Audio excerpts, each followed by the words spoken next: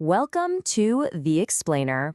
Today, we're diving deep into one of the most talked about, controversial, and frankly, fascinating books on strategy ever written, Robert Greene's The 48 Laws of Power.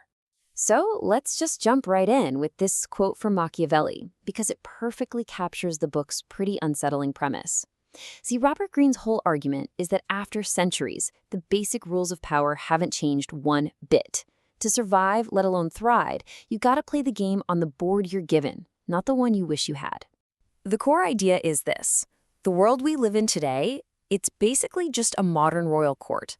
Yeah, on the surface, everybody's polite, civilized, fair, but if you actually believe that's how things work, you're gonna get steamrolled by the people who understand the real game being played underneath.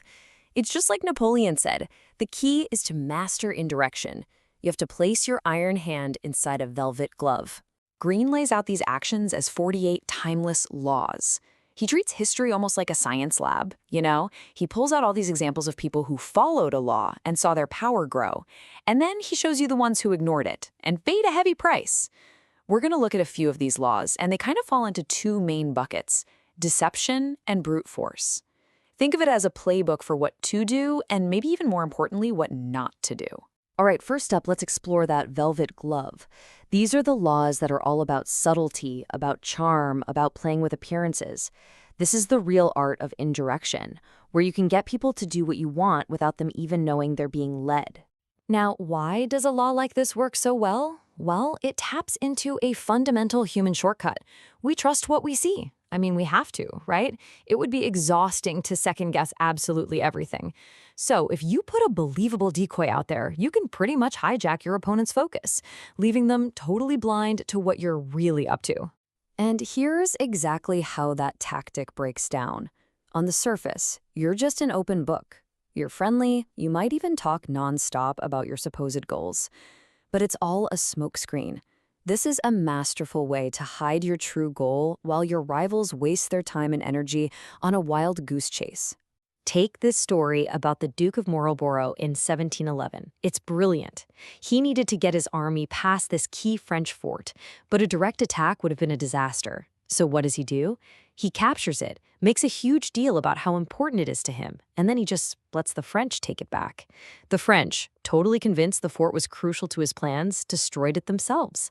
And just like that, they cleared the road to France for him. Okay, let's look at another one of these velvet glove laws. This one is all about weaponizing your opponent's own ego. I mean, think about it. Nobody likes to feel dumb. So if you can make your target feel like they're way smarter and more sophisticated than you are, their guard just drops. Completely. The philosopher Gracian absolutely nailed it here. Sometimes the smartest possible move is to just play dumb.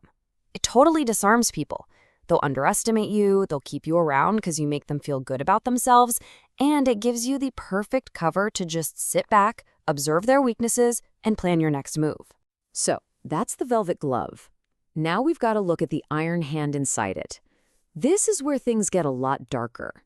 These are the laws of pure ruthlessness, the ones you use when subtlety isn't enough, and a threat has to be taken off the board for good. And the book does not pull any punches here. Mercy, it argues, is a recipe for total disaster.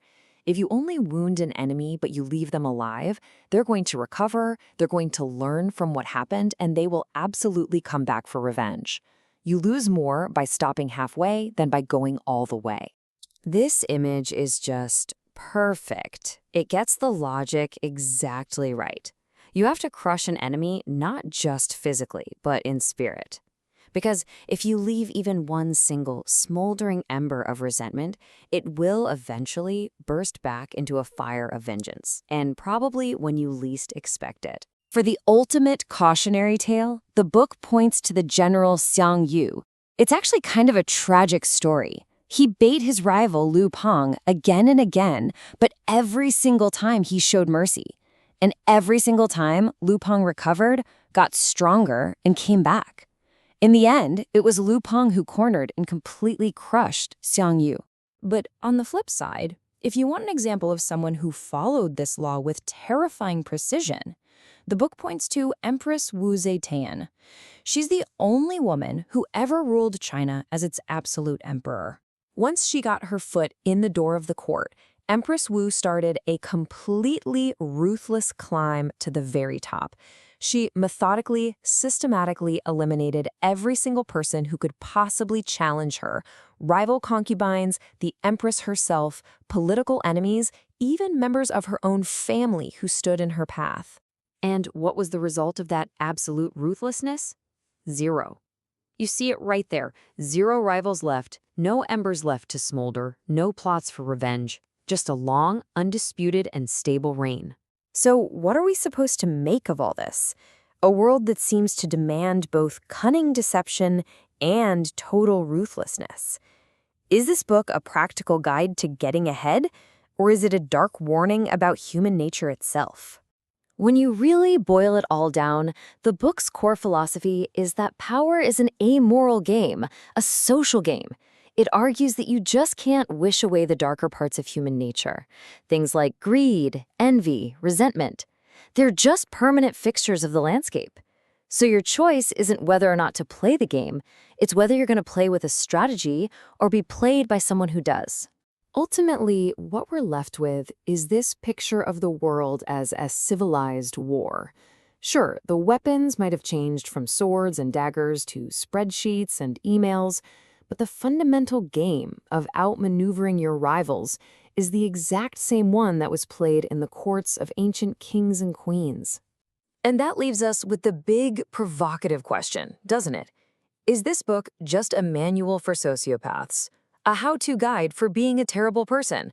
Or is it a necessary, if uncomfortable, mirror, a defensive guide to the game of power that you're already in, whether you want to be or not? And that, ultimately, is for you to decide.